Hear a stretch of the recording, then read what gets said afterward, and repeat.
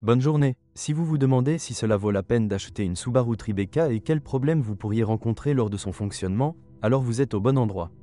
Ainsi, la qualité de la peinture Tribeca peut être qualifiée de satisfaisante. Les zones faiblement protégées sont le bord inférieur du couvercle du coffre, les passages de roues et le bord supérieur du toit. Il est tout à fait possible de retrouver des cloques de peinture à ces endroits sur de nombreux Tribeca d'occasion. Des éclats apparaissent souvent sur le pare-choc avant. Il est préférable de ne pas retarder l'élimination des dommages particulièrement graves. Sinon, la peinture au point d'impact commencera à se décoller petit à petit. Un autre problème typique de carrosserie est l'apparition de jeux dans les charnières du couvercle du coffre. Cependant, la plupart des propriétaires de Tribeca ne sont pas pressés de débourser de l'argent pour de nouvelles charnières.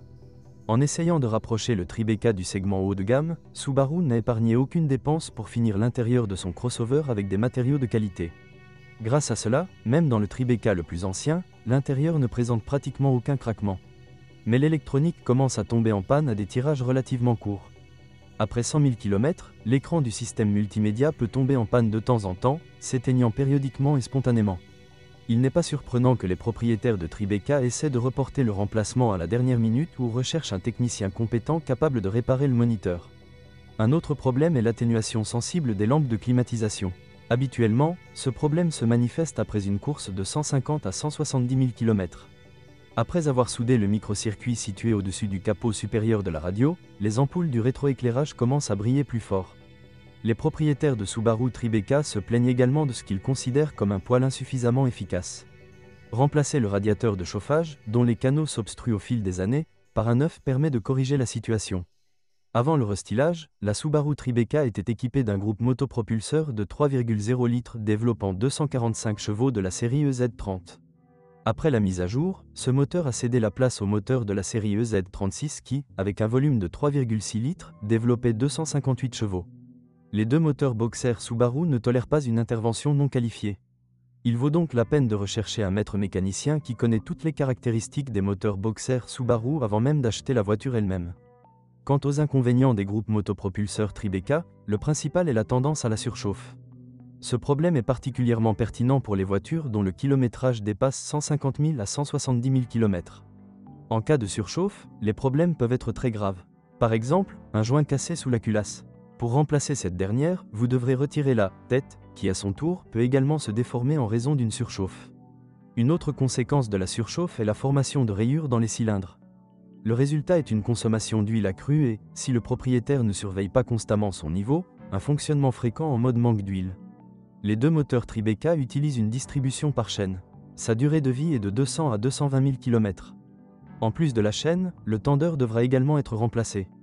La sonnerie métallique caractéristique qui se produit lors du démarrage de la voiture indiquera que la chaîne doit être remplacée de toute urgence. Un autre signe de la disparition imminente de la chaîne de distribution est le bruit caractéristique du diesel lorsque le moteur tourne au ralenti. Au bout de 150 000 km, les propriétaires de Tribeca remarquent de légères baisses de traction lors d'accélérations intenses. Le coupable de la panne est le régulateur de pression de carburant installé dans la pompe à carburant. Le plus souvent, vous pouvez ramener la voiture à sa vitesse d'origine en remplaçant uniquement le régulateur. De plus, après un kilométrage de 150 à 160 000 km, le système d'allumage commence également à tomber en panne. Au bout de 200 000 km, le catalyseur est usé. Presque aucun propriétaire de Tribeca n'achète un nouveau catalyseur. Un pare-flamme est installé à sa place, après quoi les spécialistes reflasheront le CU du moteur. Les plaintes moins importantes incluent l'apparition d'une détonation. Mais après un examen plus approfondi du problème, il s'avère que les propriétaires de crossovers japonais qui font le plein d'essence à indice d'octane 92 y sont confrontés. Seules les transmissions automatiques à 5 et 7 vitesses étaient disponibles pour la Subaru Tribeca. Les deux boîtiers fabriqués par Jatco sont considérés comme assez fiables, mais lors de l'achat d'une voiture, vous devez tenir compte du fait que la version américaine du Tribeca n'avait qu'un seul radiateur de refroidissement de boîtier installé. Les voitures officiellement vendues sur le marché européen étaient déjà équipées de deux radiateurs de refroidissement. Les Tribeca souvent utilisés et importés de l'étranger ont des problèmes avec la transmission automatique. Plusieurs surchauffes réduisent considérablement la durée de vie de la transmission. En général, les boîtes Tribeca, lorsqu'elles sont manipulées avec soin, quel que soit le nombre de vitesses, peuvent supporter environ 200 000 km.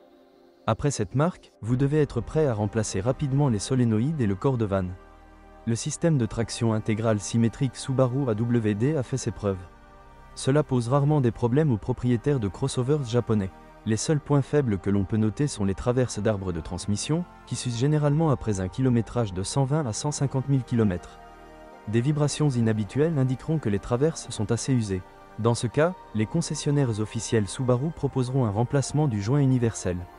Les maîtres des services du club pourront remplacer les traverses séparément. De temps à autre, les propriétaires de Subaru Tribeca sont confrontés à un voyant qui s'allume dans le groupe d'instruments, indiquant que le différentiel arrière est en surchauffe. Dans ce cas, le témoin s'allume au moment où il ne peut en principe être question de surchauffe.